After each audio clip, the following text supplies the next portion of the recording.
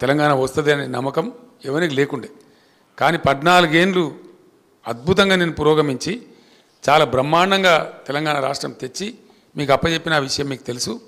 ఆ తర్వాత 10 ఏళ్ళు ఒక పూల పొదరిల్లు లాగా దీన్ని ఒకటి అన్ని వర్గాల ప్రజలను కూడా ఒక సమభావంతో చూస్తూ అన్ని మతాల వారిని అన్ని కులాల వారిని అందరినీ గౌరవిస్తూ ఒక మంచి నీట్గా ఉండే తెలంగాణను తయారు చేసి పర్ క్యాపిటా పెంచినాను, జిఎస్డిపి పెంచినాను, మౌలిక సమస్యలు తీర్చినాను, శాశ్వతంగా దరిద్రాలు పోగొట్టే దళిత బంధు లాంటి పరిస్థితులు కూడా తీసుకొచ్చినాము. ఈ విధంగా తెచ్చినాం. ఈరోజు అనుకోకుండా మన జరిగిన ఎన్నికల్లో స్వల్ప ఓట్ల తేడాతో బీఆర్ఎస్ ఓడిపోయింది. పర్వాలేదు, ప్రజలు ఏ పాత్ర ఇస్తే ప్రజల తీర్పు మాకు శిరోధార్యం.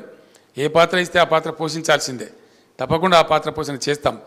కానీ ఇప్పుడు ఈ క్రూషియల్ పార్లమెంట్ ఎన్నికల్లో నేను ఒక్కటే మాట మనవి చేస్తూ ఉన్నా.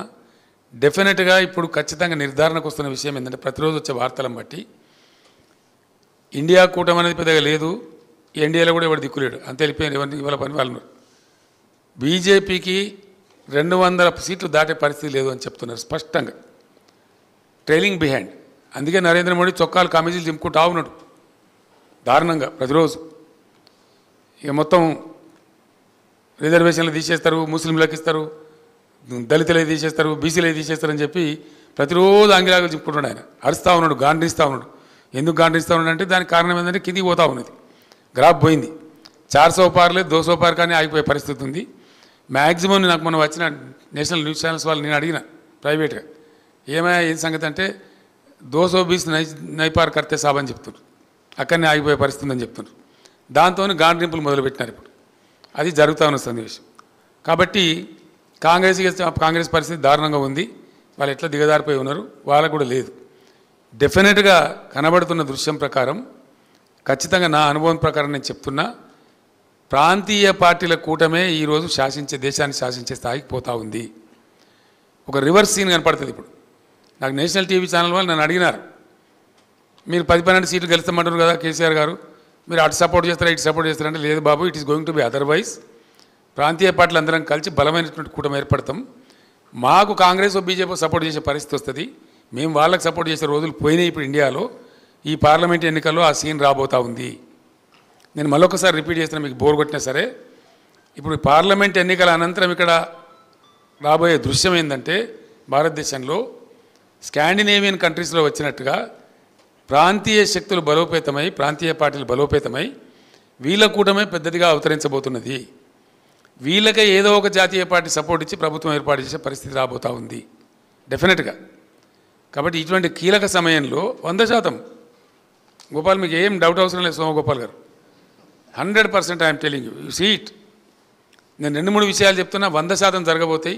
నేను తిరిగి వచ్చి చెప్తా ఉన్నా, ఊరికే చెప్తాను, ఇంట్లో కూర్చుండి జోషన్లాగా చెప్తలేను.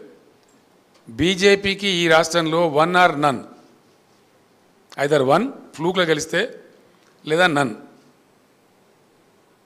అమిత్ షా అంతా గోబెల్స్ ప్రచారం, డబుల్ డిజిట్ అని, డిజిటే దిక్కుంటట్లేదురా బాబు అంటే డబుల్ డిజిట్ అంటాడు. 1 or none for BJP in Telangana. South India నుంచి బీజేపీకి 10 సీట్లు దాటే పరిస్థితి లేదు.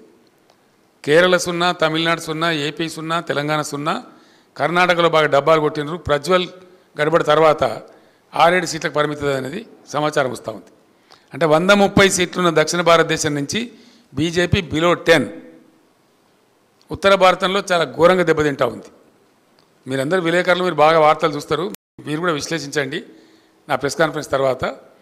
తెలంగాణలో బీజేపీకి 1 or none, బీఆర్ఎస్ 14 లేదా 12. ఆశ్చర్యకరమైన ఫలితాలు వస్తాయి.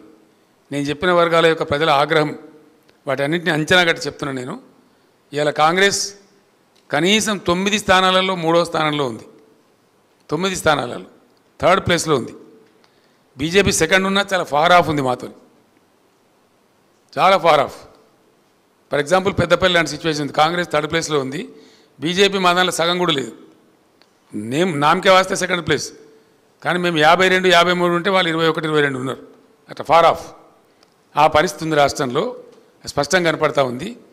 దీన్ని సద్వినియోగం చేసుకొని తెలంగాణ అస్తిత్వాన్ని కాపాడుకోవాలంటే, తెలంగాణకు కృష్ణా గోదావరి జలాలు దక్కేటువంటి దాన్ని సాధించుకోవాలంటే, తెలంగాణ ఆత్మగౌరవం అస్తిత్వ గౌరవం నిలబడాలంటే ఖచ్చితంగా ఈ క్రూషియల్ టైంలో బీఆర్ఎస్ ఎంపీలనే గెలిపించాలి, ఆ ఆవశ్యకత ఉంది. నేను మీ బిడ్డ